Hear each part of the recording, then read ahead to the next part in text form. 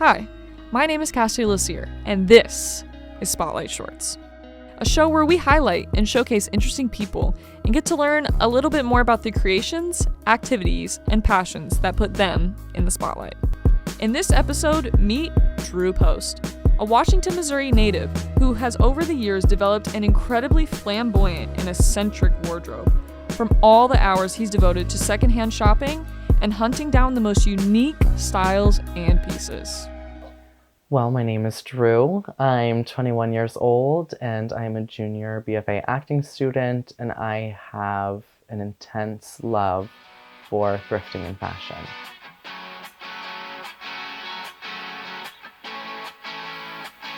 They said bonus point for the smile.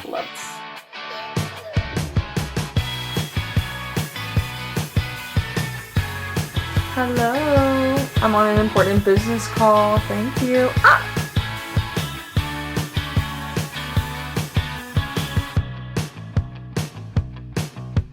Thrifting is something that I've always done my entire life.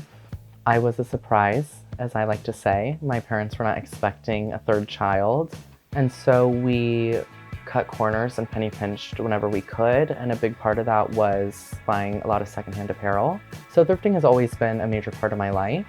There were times in middle school whenever I really hated that thrifting was something that I had to do and not really something that I got to do. And then as I grew older, I realized that I actually had a deep love for thrifting, and now it's something that I do almost exclusively.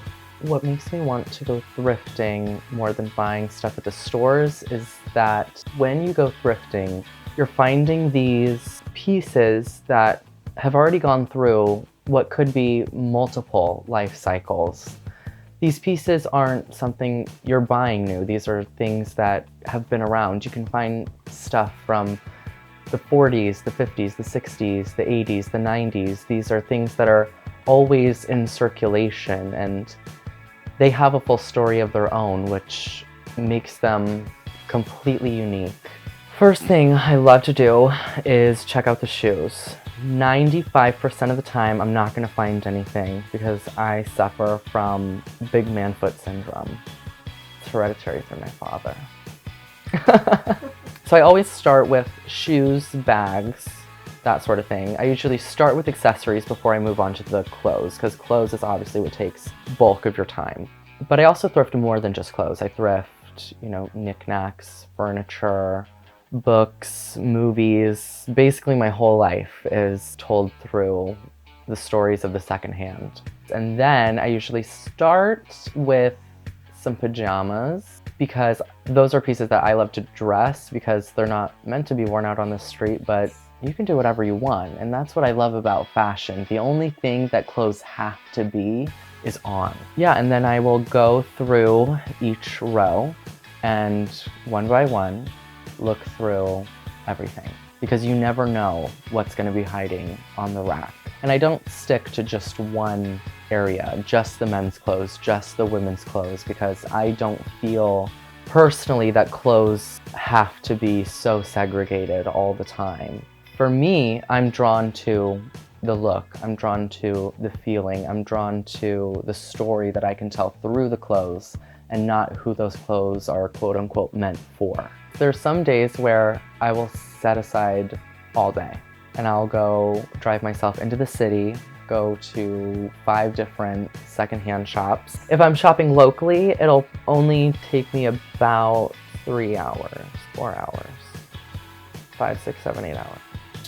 And so, yeah, there are some days where the thrift just isn't good and I can be in there for 30 minutes and I'm done. What do I look for when I go to the store? Lots of things that I look for are, I love anything that's silky and shiny, satiny, that realm. I buy a lot of pajama shirts, a lot of pajama pants, and I wear them in my everyday outfits. I try to dress them up, dress them down, do what I can. Lots of stuff with sequins, lots of bright colors, bright patterns, but really it's just anything that is campy, anything that is unique, something I haven't seen before, something I don't often see walking on the street. That's the joy of going to a thrift store is the mystery. You never know what you're gonna find in there.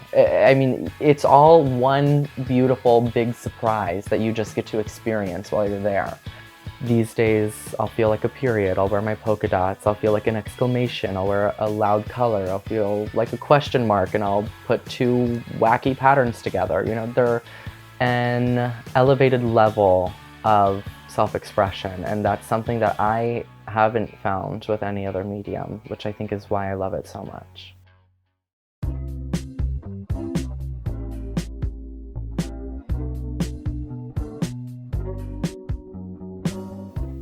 So, can you tell me a couple of your favorite pieces that you've thrifted? Favorite pieces I've thrifted? That is a question that I get all the time. And it is always something that I really struggle to answer with. It's not like one piece is, you know, the star thing in my closet. Each piece is something that I'm really proud of. Each piece is something that drew me in. These pieces, as I said before, have a life cycle of their own that they've already gone through, and they're going through an entirely new cycle, and that starts with me. Some of the pieces that I love the most, though I wouldn't necessarily call them my favorite, are things that I've been gifted. Since a lot of people know me as the fashion person, either on campus at school or just around town, I get gifted a lot of wonderful clothes by a lot of wonderful people, and those end up being some of my favorites because it's so heartwarming to think that they thought of me enough to pick out this piece for me and then gift it to me. I gave this away. You're lying. I'm not. This is my donation. Wow. This is a You while want to buy ago. it again? Can't say I loved it the first time. It's hard to put into words because I feel like my style is just so uniquely me. When people ask you, how do you sum up yourself in describe yourself in 3 words? Well, you know, I'm so much more than just 3 words. Why do I only have to pick 3? It's kind of how I feel with my style. How do you describe it? I don't. I just am it. I live it. I breathe it. I wear it. People will like it or they won't, and that's none of my business because it's for me. Look evolution is a really tricky thing to navigate sometimes. I've gone through many different fashion cycles in my life, and I always say when I'm in the next one, like, this is my favorite, nothing's gonna top this one. I was like into the visco sort of style for a while. I was really into dressing like a dad, like I was really into dad apparel and like polo shirts and light wash jeans. I think your look evolves with you. It evolves with things that you're dealing with in your personal life. It can deal with your mental health, your relationship status. Anything secondary can influence the way you feel, and the way you feel is always going to influence the way that you dress. So for me, it's always really important that I'm always working on being the best version of myself.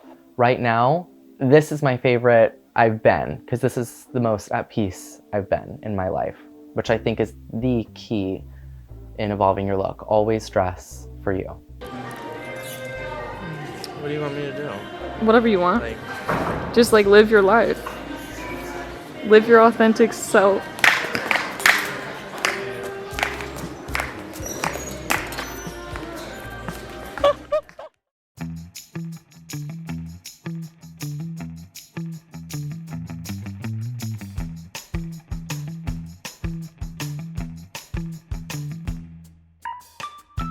Thrifting culture's changed a lot since I was a kid.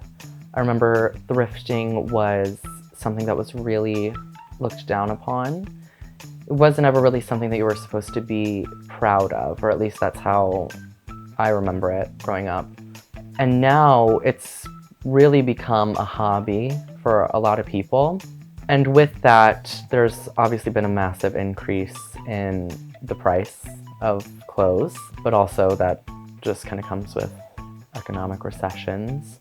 And now it's really something that people do for a hobby instead of out of necessity.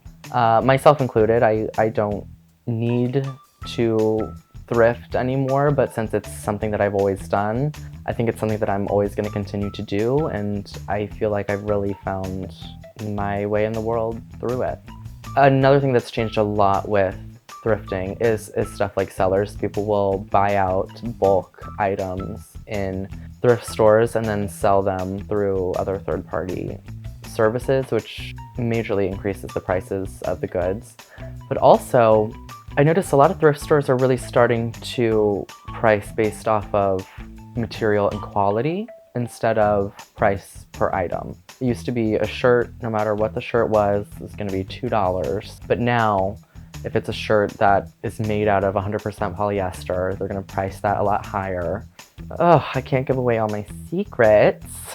Favorite stores, I love just thrifting locally in local small shops. Those local shops are also ones that have the best bargains. They usually don't ever care about designers. It doesn't matter if it's fresh off the runway Gucci, they're still gonna price it at the same, $4 a button-up shirt. I love whenever there's been a great day where you leave with arms full of things that you only paid $20 for in total. How many dollars you got there? 5 ones. Uh-huh. And then I got a tenner. Ooh, damn. Where'd you find that money? Oh, I went to this place called Nunya. It's this business. Yeah. It's called Nunya Business. Interesting. Have I Yeah. been there before? You could have.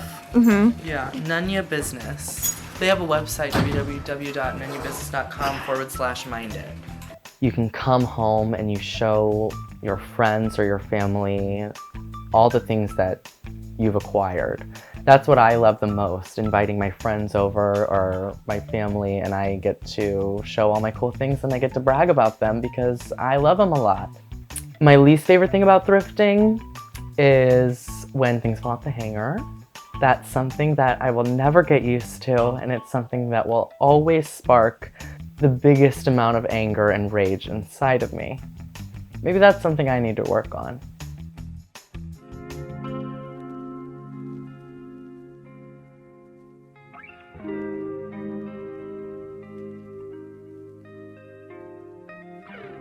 Whenever you find something that you know you're gonna love, that you know is gonna fit you well, or something that you know is gonna challenge you, it is this feeling of euphoria for me. I can't wait to start thinking about the incredible possibilities. It's so satisfying to know that I'm picking up pieces that you're not gonna see anywhere else because I don't know where they've come from. These are not things that you're seeing in circulation today. That piece no longer just feels like something good to wear or something that's going to look good. It feels like this piece is me. And when you wear it, you just feel so uniquely yourself. The biggest piece of advice I could give to someone just starting out would be to have patience. Not every time is going to be a winner. You're not going to strike gold every time you go. Be bold. Don't shy away from these pieces because you think, well, what would I wear that to? Or I don't know what people are going to think if I wear that. You shouldn't care. Really, you need to stop dressing for other people and start dressing for you. Once you stop looking at fashion in such a traditional sense, the sky's the limit. And it makes for some great and unique outfits that no one else could ever wear. Spotlight Shorts is a production of Red Digital Studios and presented by KMOS. It's produced and directed by me, Cassie LeCire, and Paris Norvell, with assistant editing and camera from Natalie Colindrez, Paris Norvell, and Leilani Craig. Special thanks to drew.post for being in the spotlight with me on this episode. Don't forget to like and subscribe, and maybe even hit that bell to be notified for future episodes. Peace and love.